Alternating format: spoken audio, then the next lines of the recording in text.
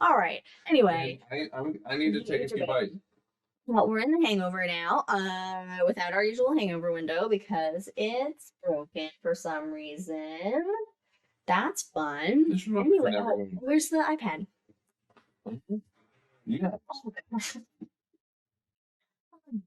This is why we should cancel episodes when we can't on location these very well, can we?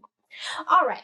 So, if you have seen the main episode, our main High in the Sky of April 2024, we mentioned that in this episode of The Hangover, we are going to do what's called the Messier Marathon. Because April is basically there was a date in March as well, but there's a night where a window where you can find all 100 Messier objects that are visible at night, or all of them. Should we say what the catalog is? I will. Okay. The best night for 2024 is April 6th. That is your Messier Marathon night. There was another one in March, but we're past March now. Well, technically, recording this, we're not, but for all intents and purposes, April 6th. So these are deep sky objects that were cataloged by Charles Messier in the 18th century. You do need, hold on, you got a little bagel crumb. That's marriage. You got a little, for these, you're going to need binoculars or small telescope in order to find them. Also, this isn't something that anybody could just do. Usually this is for like amateur astronomers that know kind of where they're looking and what they're looking for. It takes some practice to find these objects in the sky, but we thought it was fun to talk about because I had never heard about the Messier Marathon before. And it was actually invented in the 1970s by 3 amateur astronomers, Donald Machholz, Tom Hoffelder, and Tom Ryland. They independently challenged themselves to catch all Messier objects in one night. And thus the marathon was born. Astronomy clubs, they typically organize an event for it. So you can check out. Yeah, it takes like endurance, stamina. Like it's not an easy thing to do. You need endurance. You definitely do. But you could look up, your local astronomy club, or if there's star parties in the area that may be doing one. And maybe it's open to the public, and you can go and like check out some of the sites. Typically, star parties are, and they look, amateur astronomers, if they have a telescope and they're at star parties, they love to tell you about the shit that they can find in their telescope. They will just go on about whatever it is that you're looking at through the telescope. I mean, it's a passion of love. Yeah, they get very excited about it. So now some of these do require no moon to see. So April 6th, we're pretty close to the new moon because the new moon is on the 8th with the solar eclipse. So it's a good time to view these objects. And when the moon does rise, it's a very thin sliver. It's a crescent moon rising. All right, so what I'm going to do is, I don't know how exciting this is going to be. I'm just going to kind of go through the list of the Messier Marathon from like the order in which it's best to go in based on this website that I found of Messier-objects.com. Let's do it. All right, Fancy Bagel Man. Oh gosh, there you go. Number 1, Messier 77. Okay, but hold on. Oh. Okay. Charles Messier, Chuck Messier? Chuck Mess. Chuck Mess. He, like Liz says, 1700s. He was a comet hunter, and so when you look at when you look for comets, you look for the little fuzzy objects. He got so tired of finding fuzzy objects that weren't comets that he decided to write them down because he was like, God damn it. Yeah, pretty much. And so he's best known for his list of 110 objects than he is for any comets he discovered. And it's called the Messier catalog. I mean, I would take my name forever in history versus. I'm sure that he's happy he's not rolling over in his grave. No, I'm sure he's happy. All right, the Messier Marathon observing list. Get ready, mark your telescopes. Get set, mark your azimuths. Okay.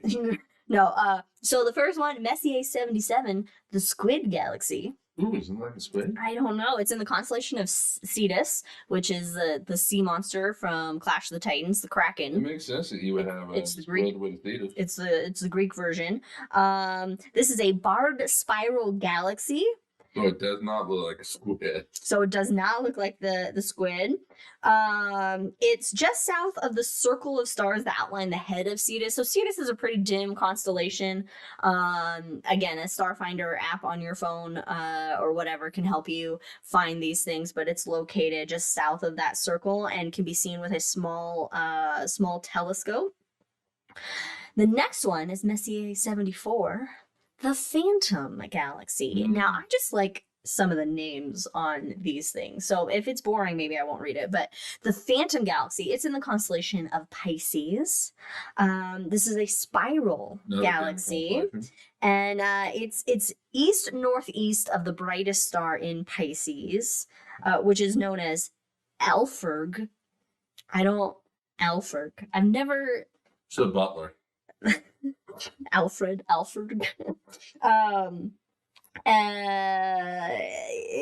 it's the small bright nucleus and faint halo of N74 are visible in small telescopes. Now I have seen, I don't know if it's on this list. I don't know if it would be on this list, but I have seen, it is. So I will talk about it when we get to it, of course it would be. The third object is Messier 33, the Triangulum. More to go. Yeah, I don't know if we'll go through all these. I don't know what my plan was really with this. But Messier 33 is the Triangulum galaxy. It's in the constellation Triangulum, which is... I'm going to assume a triangle. It's 7 degrees southwest of the second brightest star in the Triangulum galaxy. Yeah. Yeah, okay. So I guess it's by the constellation of Andromeda, the Triangulum galaxy. It's kind of in between, like, Aries. It's like kind of in the middle. It's in the middle of Perseus, Andromeda, Pisces, and Aries. They kind of all. Yes, but you'll be able to see it in the. Next, we have the Andromeda Galaxy, Messier 31. Okay, we have both seen the Andromeda Galaxy through a telescope. It looks like a faint cotton ball. Yeah, but still spectacular when you realize what it is. Yes, it's really cool to actually see, and when you even you can see it with the naked eye. You don't need a telescope for the Andromeda Galaxy.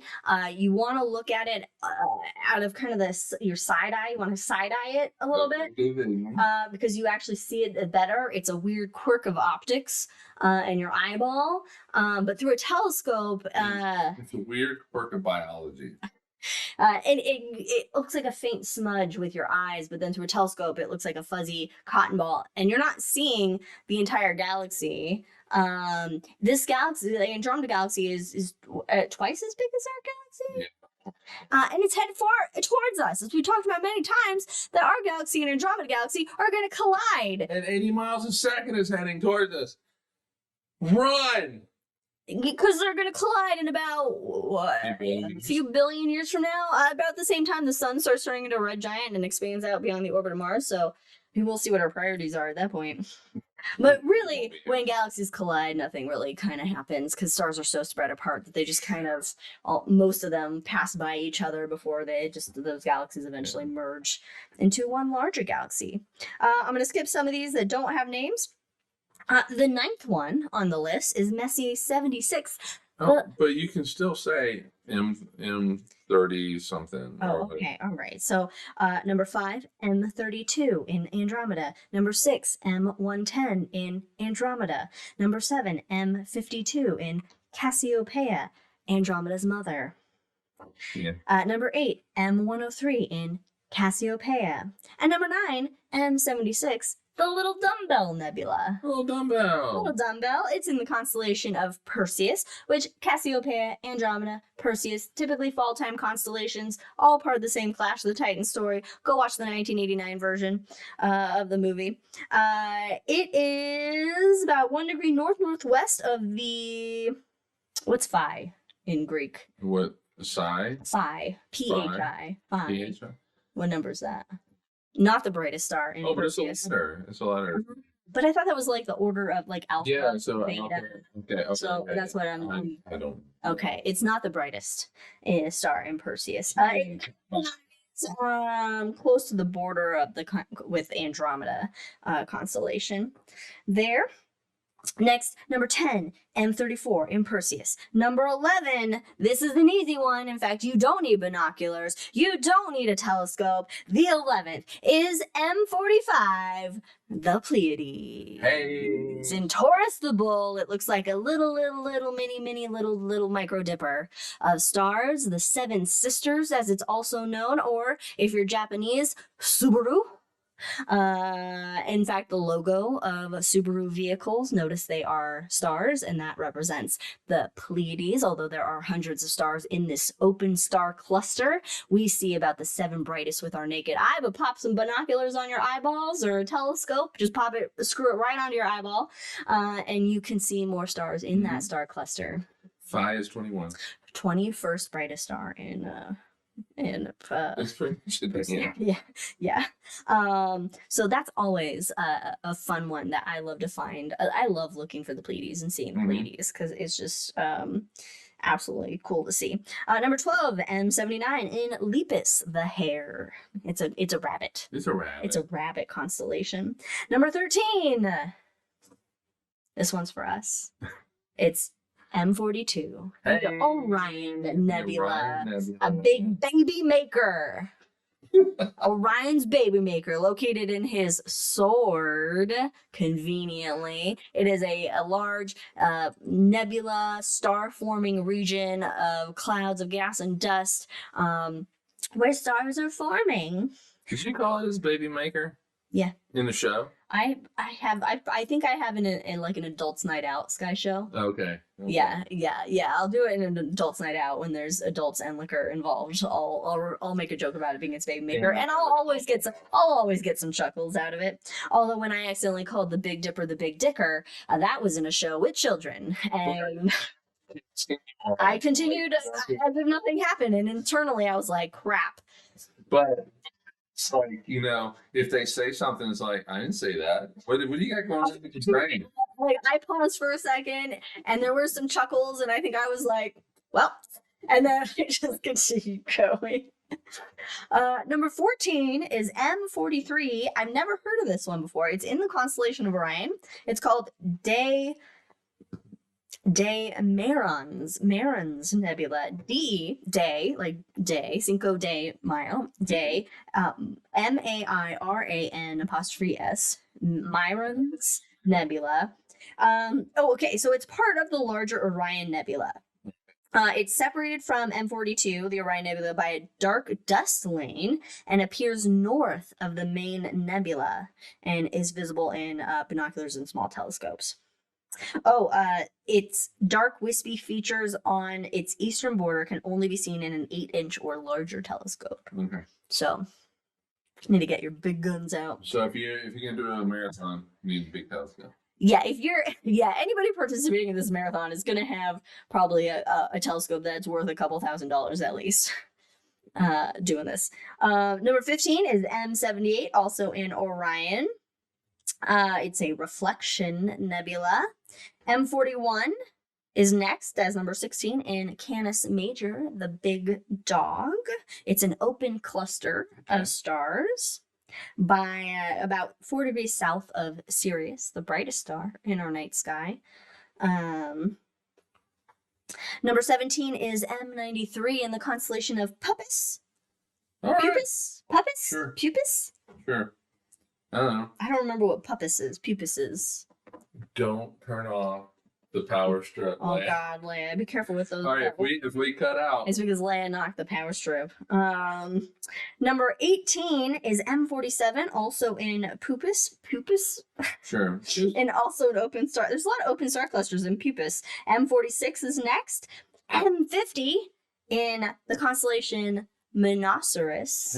Ceros meaning horn, and mono meaning one. So what? A unicorn. It's also an open cluster. And it's tickling over, but it is. At least in the picture. In the pictures. Number 21 is M48 in the constellation of Hydra, also an open cluster of stars. Now here's a goodie and an oldie. Number 22 is Messier numero uno. Ooh. The Crab Nebula. Is it a supernova? Yeah. A supernova remnant. A big star that went big bada boom. Seen in 1064 BCE. Yeah, it was like a hand print from God? New Mexico. Oh, the Anasazi. Yeah, No, Anasazi. Is it the Anasazi? And they broke. Yeah, in fact, there's astronomical records in China and the Anasazi, New Mexico, that recorded it, and so they were able to actually compare those and the dates of them and realize that they saw the exact same event, and it was the supernova, where it was visible in the night sky and lasted in the sky for, I want to say it was like about 30 days or something that it was visible, but I can't remember the exact. Yeah, during the daytime you could spot it. Mm-hmm.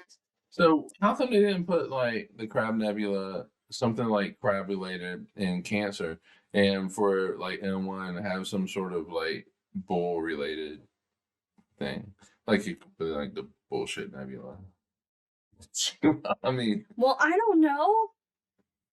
Yeah, no, it's just a crab. It doesn't even look like a crab. I don't even know why it's called the Crab Nebula. Oh, but there's like amazing Hubble imagery of the Crab Nebula, where but they would do like get a picture of the crab, and then I don't know, a few days later, whatever it was, they would get another picture, and they created this this video where you could see like the pulsar pulsing through the nebula. Yeah. In fact, for one of my community college astronomy class, one of the projects we had to, one of the things I chose, I think it was, was it V838 Monoceros or something? And I had to calculate and you could see the difference in the expansion of like the gases or so, or how it changed over time. I had to calculate or do something with that. I don't know. I think I didn't get a good grade on it. But anyway. You got a good grade. All right. Number 23 is Messier 35 in Gemini, an open cluster. Number 24 is Messier 37 in Auriga, the Eagle, an open cluster. Number 25, Messier 36, the Pinwheel cluster, not the Pinwheel galaxy. Auriga, he was a charioteer. Auriga's a charioteer, yes. I thought you said the eagle. I am dumb. And the eagle is... That is Aquila the eagle. Aquila the eagle. Auriga is the charioteer. That's right. That is an open star cluster, the Pinwheel cluster. In number 26, M38, the Starfish cluster. Hey. Also in Auriga, it's an open cluster. And number 27 is M44, the Beehive cluster. You can't go anywhere near that because you're allergic. It's an open cluster. But if you do look at it, it's in the constellation of Cancer. Right. That's your star sign. It's got to mean absolutely nothing. Yeah, but I think if you do look at it through a telescope or something, like it would appear. It looks like a hive of bees. Yeah, a swarm of bees. I think that's how it's got its name. In good conditions, it's visible to the unaided eye between the sickle of Leo the Lion, Lion, and a star called Alhena in Gemini. Okay. Number 28 is M67. I love how they put their constellations to spot it because Cancer is just so. Cancer's dim. Cancer's not a bright, not a bright crab. It's a very dim crab. Number 28 is M67 in Cancer, also an open cluster. Number 29, M95 in the Leo 1 group in the constellation of. It'd be great if it's like a lion. Leo the Lion. This is a barred spiral galaxy, and it's in a group along with M96 and M105. And this group is about a third of the way from Regulus, which check out our main episode, and you'll learn a little bit more about Regulus.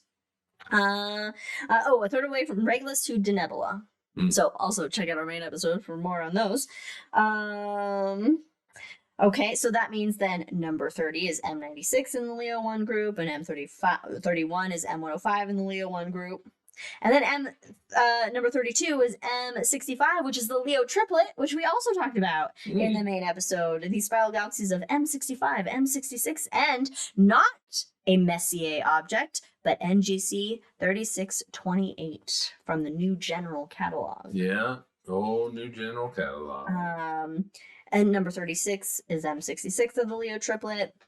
Number 34 is M81 Bode's Galaxy in Ursa Major, the Big Bear. So I guess the galaxies M81 and M82, which is number 35 on the list, they're, I guess, kind of pretty close together in a field of view. The M82 being known as the Cigar Galaxy, because this one actually, it does look like a cigar being smoked. Number 36 on the list is M97, the Owl Nebula in Ursa Major. This apparently is one of the more challenging Messier objects to see. It requires exceptionally clear, dark skies and only appears as a dim patch of light. But the owl-like eyes in the nebula only appear in 10-inch and larger instruments. So that's big challenge of the challenge. Number 37 is M108 in Ursa Major, a barred spiral galaxy. Number 38, what did I say before? Number 37. Number 38 is M109 in Ursa Major, a barred spiral galaxy. Number 39 is M40 Winnicke 4 in Ursa Major. It's a visual double star. Okay. So that's different. So it can be found by first star hopping to okay, this means nothing. Never mind. This means nothing, whatever to say. But I mean, it's a double star, so it's like, wow. Chuck, you thought that was a comet? And you were just so irritated with it that you were like, I'm gonna write this down. Like, God damn it. Number 40, Messier 106 in Canis Venatici. Little dogs. They're the bear's dog. No, the Bote's dogs, right? Yeah. Bote's the bear herder, and his two dogs that helped him herd the big and little bears. Oh, bless you. Speaking of dogs, Leia sneezing. This is a spiral galaxy. Number 41 is M94, the Cat's Eye Galaxy. Hey. The Cat's Eye Galaxy, you need good observing conditions for it. Oh, number 42 is M63, the Sunflower Galaxy. That looks like a sunflower. It is a spiral galaxy. That looks like a sunflower. I guess. Exactly like a sunflower. Oh, here's a common one. Number 43 is M51, the Whirlpool Galaxy in Canis Venatici. Hey. Wait a minute, no. Oh, Canis Venatici. Little dog. No, okay. Sunflower Galaxy. No. They're both in Canis Venatici. The Whirlpool is in Canis Venatici. And number 44 in Ursa Major, the Pinwheel Galaxy, M101. Spiral galaxy, a large spiral galaxy, just above the Big Dipper's handle. Number 45 is M102 and Draco the Dragon, not Draco from Harry Potter, but named after Draco the Dragon. Draco in Harry Potter named after Draco the Dragon. Yeah, the whole family. Yeah, the whole family. Whole black family named after this guy. Number 46 is M53 in Coma Berenices, which is hair. It is. It's a constellation that is a head of hair. It's Berenice's hair. It's Berenice's hair. Yeah. Yeah. It's hard to say. Berenice's. Berenice's. It's her hair. Yeah, she had the most luxurious, beautiful hair.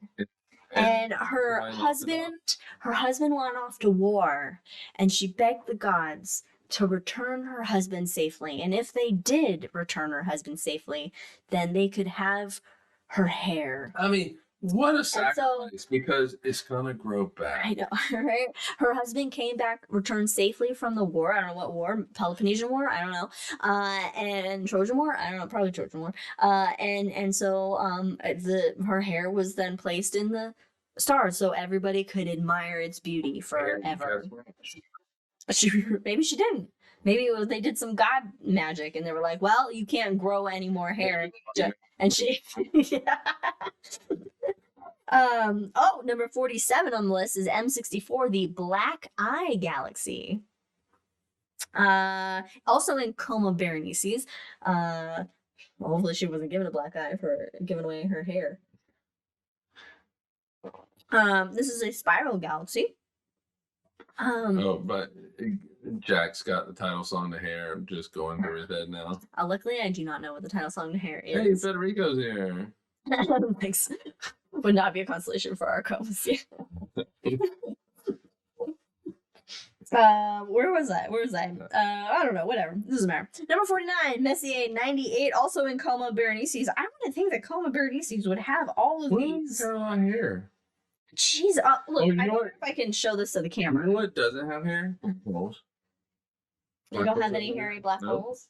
Okay, so if anybody can get the ring light shadow out of the way. All those like red dots, those are all like Messier objects that are like in Coma Berenices. So it's a lot of them.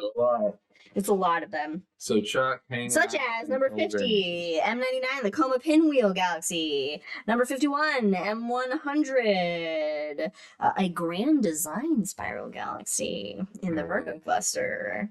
Number 52, M85. Number 53, M84 in the constellation of Virgo. Branching out. Yeah. Number 54, M86, also in Virgo. I'm sorry, but okay. It appears almost exactly halfway between Denebula in Leo and Vindemiatrix. Who? Vindemiatrix. Okay. I've never heard of Vindemiatrix as a star, but apparently, according to this picture here, it looks like it's one of her hands as she's laying, and it's one of her hands, I guess. I think you lost your... Okay, I get it. All right. Let's see. Number 55 is Messier 87 Virgo A. And guys, we're only halfway through this. Getting there. It's a super giant elliptical galaxy. Number 56 is M89 in the constellation of Virgo, an elliptical galaxy. The Virgo's making some money. I think she's usually seen like with like wheat or something, but she's a fair maiden, and they do all kinds of, harvesting. Number 57 is M90 in Virgo, a spiral galaxy. Number 58, M88, also in Coma Berenices, a spiral galaxy. Number 59, M91 in Coma Berenices, a barred spiral galaxy. So a barred spiral galaxy versus a spiral galaxy. Okay, a barred, our Milky Way is not a barred spiral galaxy. Is it a barred spiral? Oh, okay, so it looks like it has kind of like its central core is kind of like elongated. Yeah, it's like it's got a bar going through it. Yeah. It's got one of the piercing, one of those barbell pierces. I don't know. Number 60, M58 in Virgo, another barred spiral galaxy. Number 61, M59 in Virgo, an elliptical galaxy. And an elliptical galaxy, which we've covered before, is kind of like, it doesn't have spiral arms like a spiral galaxy does. Kind of looks like a big football shape of stars. Or a really big ball. And ball. Guess who's getting the wooden spoon in the 6th Wales. It's great this year. They did great this year. That's our only sports reference we'll ever make. Number 62 is M60 in the constellation of Virgo, a giant elliptical galaxy. It is the brightest and easternmost Messier galaxy in the Virgo cluster. Okay.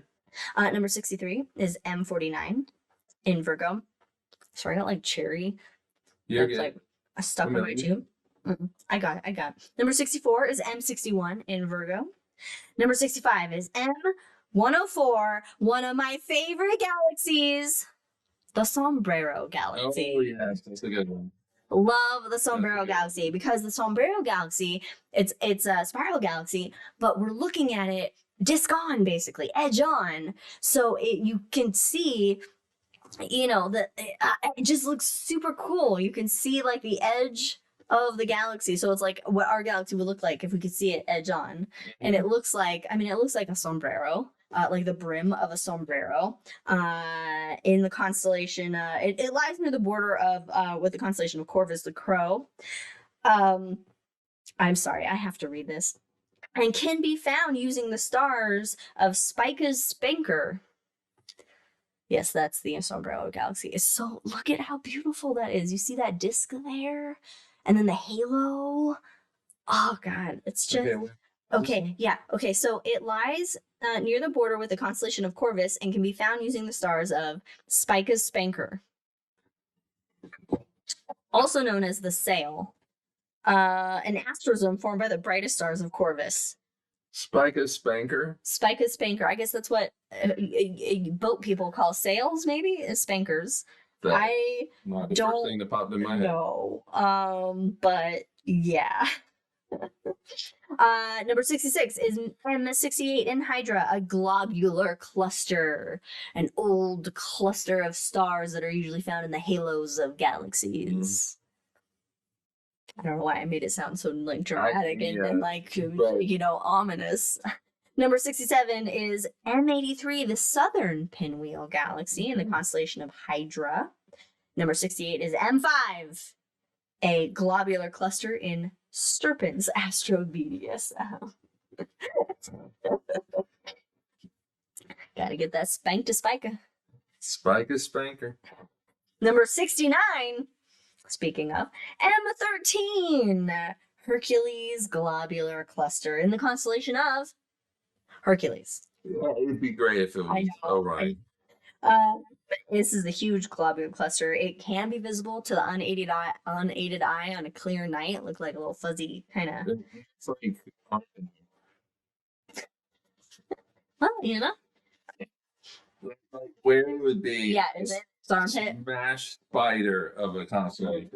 So, yeah. Hercules drawing it out like stick figure, like 2-year-old drew it. Yeah, really, it's just like 3 legs. I drew it.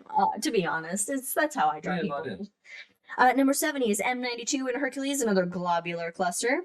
Number 71 is a goodie, M57, the Ring Nebula. This is a planetary nebula. This is what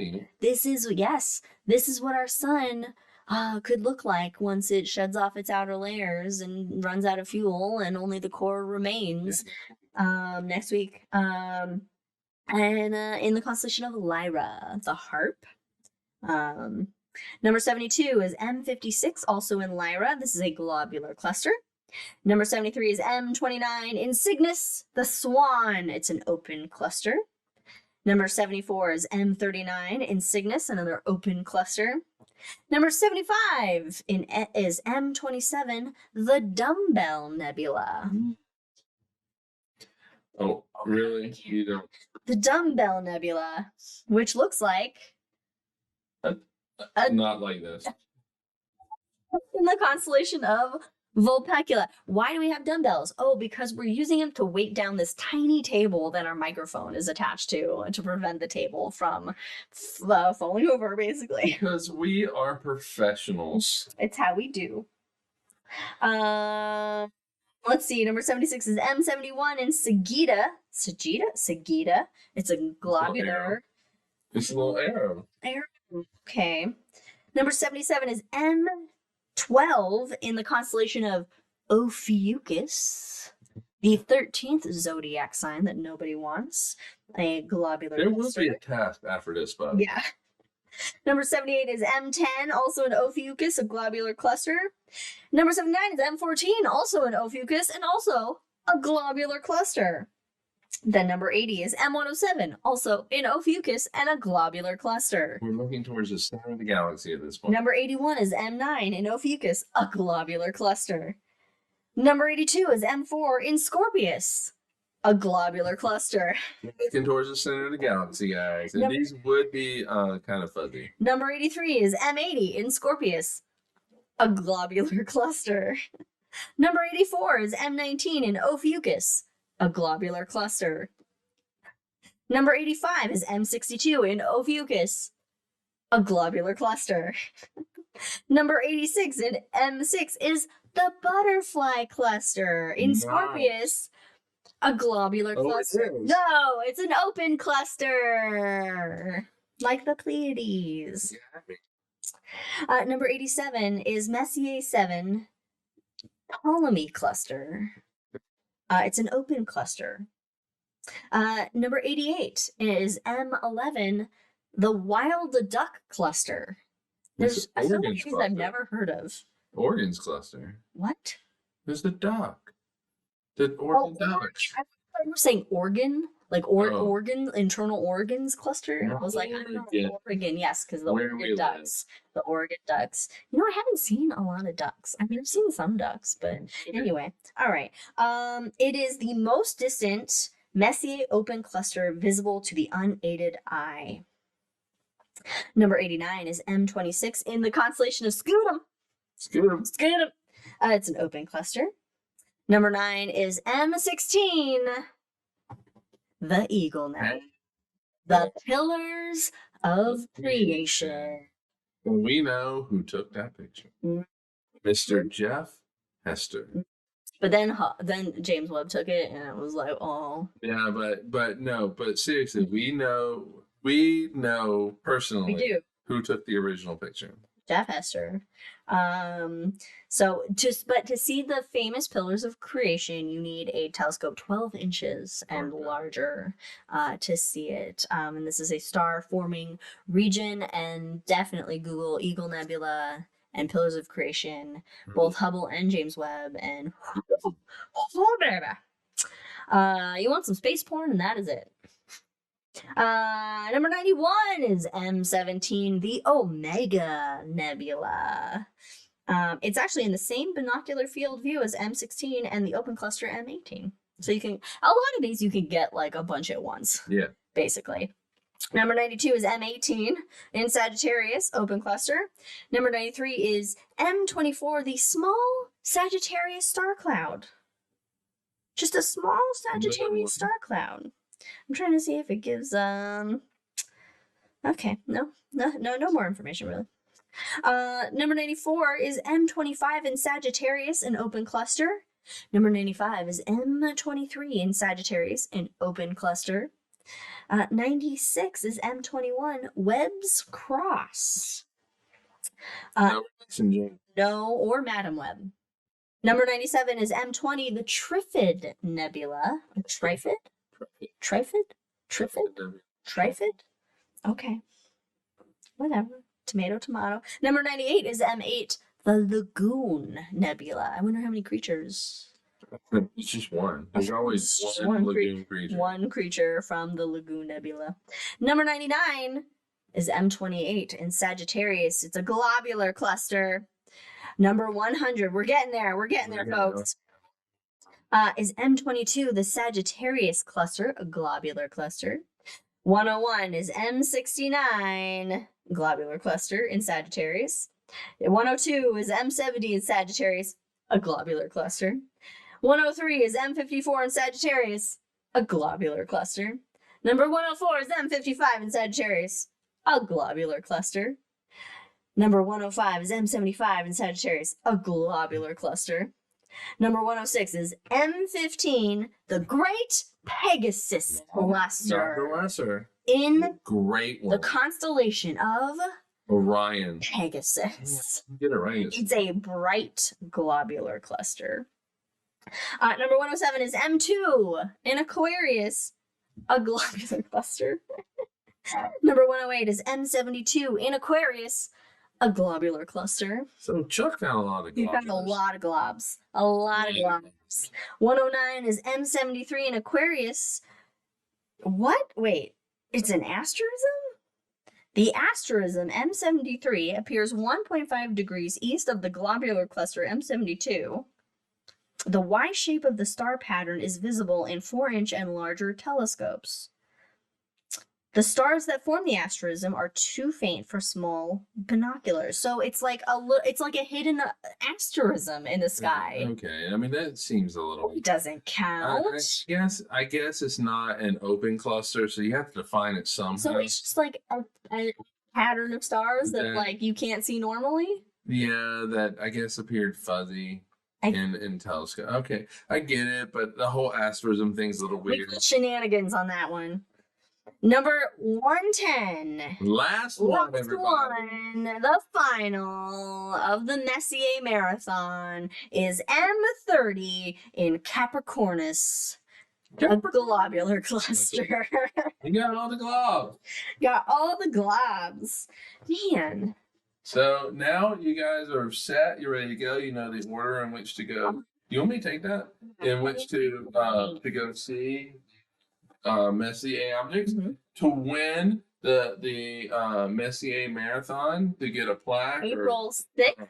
You gotta look down. Do you really get a plaque? I don't know what you get, but there's something. How do you prove that you've done it? Timestamps on your photos if you take them? I'm not so sure. Is there a judge? Photos, but you have to. There's Leia. There's Leia, everybody. Leia's making her appearance. I do think that you can get something. You can get something for completing the Messier Marathon. You get, I mean, that'd be cool, like a little medal, a little certificate, just like, I've completed the Messier Marathon. I mean, there's also yeah, so I mean, this is, you know, we say, you know, when we, especially when we do our High in the Sky episodes, it's like, okay, these are springtime constellations, these are wintertime constellations. The Earth is a sphere and it's rotating. So really, you can see these constellations kind of all year long. They're just typically, when we refer to springtime constellations, they're up during like normal night hours to see them, you know. It's not something you need to stay up until like, you know, 3 a.m. to be able to see. They're up in more of the early evening hours to be able to see them. But I mean, if you go outside in summer, you know, you can, and it's way like at like 4 a.m. before sunrise, you know, you can see Orion still, and it's just setting and it's on its way out. So that's what allows you to be able to find these objects in one night. Is a entire evening event that you have to stay up for. Telescope before whatever date it is, April 6th. Well, that's not going to happen. No, it can happen. We are. I don't think either one of us would make it through. We are an entire night. Been to civilization. To go, we'd have to go to like a dark. I mean, we live in a dark area, but no, but we have too many mountains, I think, and trees and stuff. Damn mountains. We could go to Iowa because it's flat. What they would call mountains are just like a little anthill. Jack's got flat horizon. That's true. I can't conceptualize a flat horizon because I've never really lived anywhere with a flat horizon. I guess Phoenix kind of had a flat horizon, maybe. Yeah. But yes. But no, Phoenix did have. It just didn't. It had light pollution, so it didn't have good night skies, but it had great horizons. Yes, that's true. But regardless if you're, I mean, obviously this is not something that just the regular person is gonna go. Even for us, is something that we're gonna go out and do. Oh, so Jack in his planetarium, he'd do the marathon 12 hours earlier in the planetarium. So we could do it in the planetarium. Started at 6 a.m. The first 3 were always right on the sun, and the kids could come up during the day. The Y across the meridian. I mean, that's fun to do as a thing in the planetarium, to do the Messier Marathon planetarium show. That's a really neat idea. I mean, I would say that going out to a star party, there's a big one apparently that happens in Oregon in the Ocotillo forest, a huge star party. But if you look up, you know, local astronomy clubs or stargazing events and star parties, that kind of thing, I mean, seeing some of these objects through a telescope, like the Andromeda Galaxy and the Ring Nebula, the Orion Nebula, you know, they don't look like what you get in the Hubble or James Webb's pictures, obviously, because our eyes have a limited range of what they can actually see and as far as the electromagnetic spectrum goes. So a lot of color and stuff is added in. It snaps the picture. Yeah, we don't have a long exposure period on our eyeballs, right? We can't just sit and stare and collect that light and have it, you know, build up to create that image. So, but what you do see is still pretty amazing. I mean, when we saw the Orion Nebula through a telescope, when I saw it for the first time, and you can see these 4 stars in kind of the heart of the Orion Nebula known as the trapezium, I mean, it was just so cool. It was still such an amazing thing to be able to see with your own eyes, that it's not just a picture. It's just like, oh, wow, this shit is real out there in space, you know, this astronomical, if you will, pun intended, distances away that you can't even really comprehend the distances with our puny brains and real life experiences. So I 100% recommend, if you've never been to a star party or never seen any of these objects through a telescope, to check it out at some point, to do that at some point. And guys, they're gonna take care of you. They really. Oh yeah, you'll always know what you're looking at. We had so much fun when we would take the telescopes for where the evil place we used to work at, to Alamo Lake State Park in Arizona, and we would take the scopes out there, and just having people come over and we just showing them like what they're looking at, and the amount of just like whoas and the oohs and ahs that you get from just seeing a little fluffy white ball of the Andromeda Galaxy, you know, or just the wispiness of the Orion Nebula, and then explaining to them, you know, hey, here's what you're seeing with your very own eyes. It was just amazing in itself and a nice reward. Jack on chat says Nebraska Star Party is really good. They're in the Dark Sky Reserve and 100 times more cows than people normally. I'm down for that. I want to go party with some moose. Let's go star party with some moose. Yeah. Just watch out for those moo patties. Yeah, that's true. They leave little desserts behind that you don't want to step in. Anyway, we have family to hang out with. Okay, you got family to call. You got a bagel to finish too. Okay. Maybe I'll have a bagel as well. We'll see. I got a drink and waiting still to get to. I think this has been fun. I know it's a lot of rambling and listing, not our typical hangover that we do. But I never heard of the Messier Marathon before. I didn't know about it. I didn't know there was a thing where you could see all these objects in one night. So I was like, let's just run through it and kind of see what it is. So thank you for joining us on our Messier Marathon hangover. I'm sure the next hangovers will be back to our usual nonsense shenanigans where we just ramble on about nothing. In 2 weeks. And still have a good time. So we'll see. They'll be back in Oak Ridge. Yes, we'll be back in our home studios. Although I would say the internet's done better here because we're now in the middle of nowhere. For the most part. But thank you guys for joining us. You can follow us on all the things, of course, Cosmos on YouTube and at Drinking Cosmos on Twitter, Cosmos everywhere else. We'll see you next time. Cheers, everybody. Bye, everybody. Bye.